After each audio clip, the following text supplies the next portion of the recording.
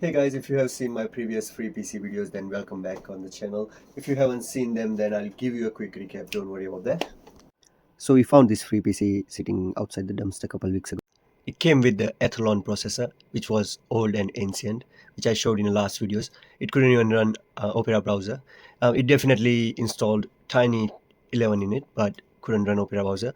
So I went ahead and got a 2 GB RAM stick and a new processor for it for $5 off marketplace.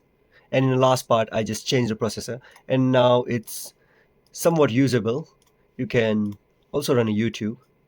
It's definitely slow, but usable.